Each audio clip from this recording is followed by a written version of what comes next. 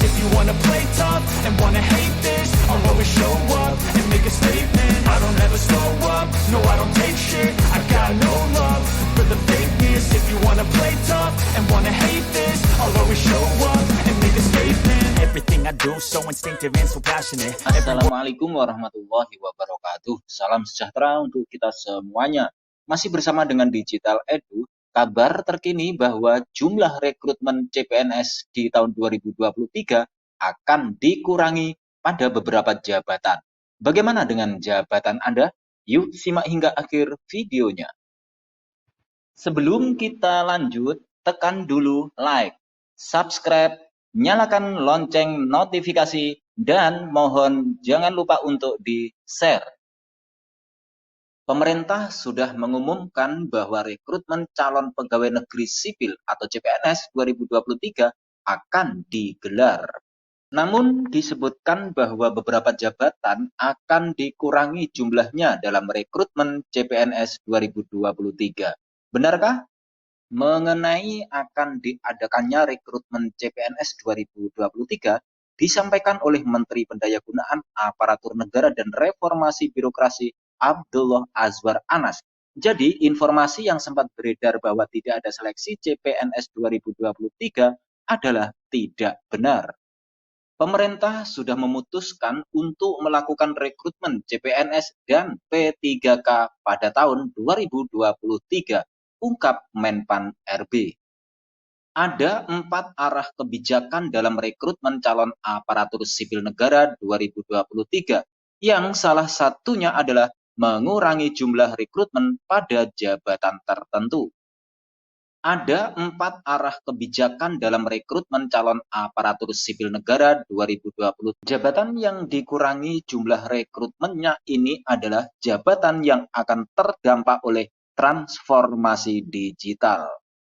Karena dunia digital berubah cepat, pemerintah juga harus cepat adaptasi agar tidak tergerus zaman, terang Menteri Anas. Namun, saat ini pemerintah masih dalam tahap menganalisis jabatan mana saja yang bisa terdampak oleh perkembangan digital. Selain pengurangan rekrutmen di beberapa jabatan, Menpan RB juga menyebutkan bahwa ada prioritas pemerintah untuk beberapa posisi dalam rekrutmen CPNS 2023. Prioritas tersebut untuk pemenuhan kebutuhan profesi tertentu seperti hakim, jaksa, dosen, serta tenaga teknis tertentu lainnya, termasuk juga talenta digital, serta jabatan pelaksana prioritas. Saat ini Menteri Anas sudah meminta instansi pemerintah untuk mulai mendata dan mengusulkan kebutuhan ASN tahun 2023 yang menjadi prioritas di instansi masing-masing. Saat ini Menteri Anas sudah meminta instansi pemerintah untuk mulai mendata dan mengusulkan kebutuhan ASN. Sementara di sisi lain, pentolan honorer K2 menantang DPR menuntaskan revisi Undang-Undang ASN sebelum rekrutmen CPNS dan P3K 2023.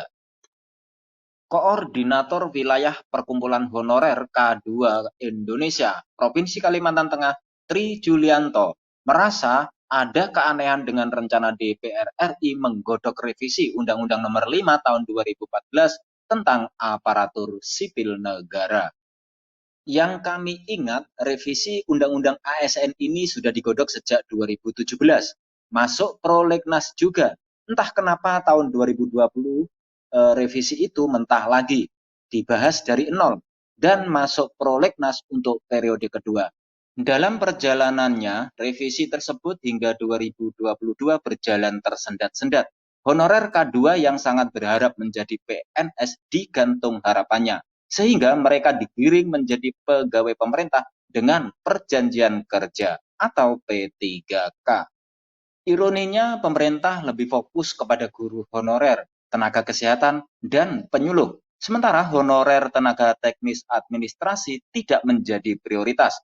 Parahnya lagi, pemerintah mengeluarkan surat edaran yang mengingatkan penghapusan honorer pada 28 November 2023.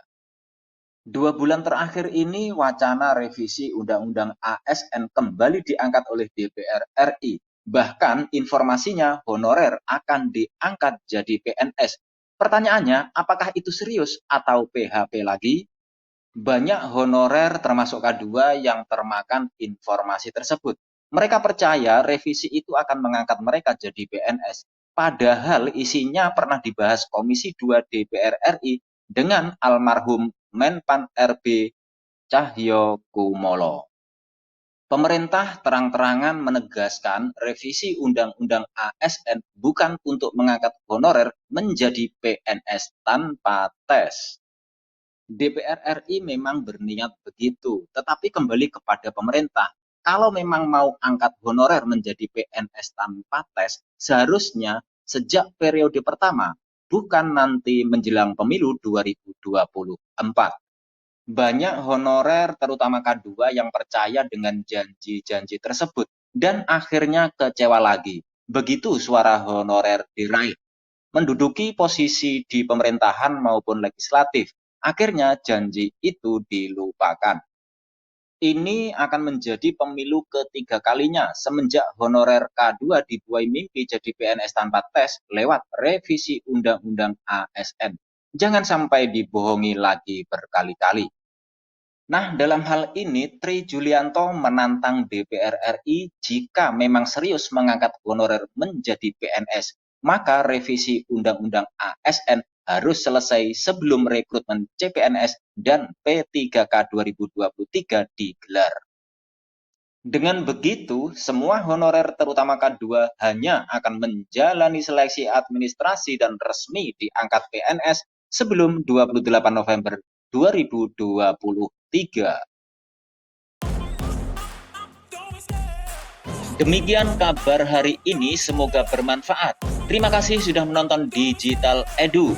Jangan lupa like, subscribe, dan nyalakan lonceng notifikasi agar selalu update info-info terbaru dari Digital Edu. Semoga kita diberi kemudahan dan kelancaran dalam segala urusan, diberi kesehatan, rezeki yang berkah, dan panjang umur. Saya mewakili Digital Edu, mohon maaf bila ada kekurangan.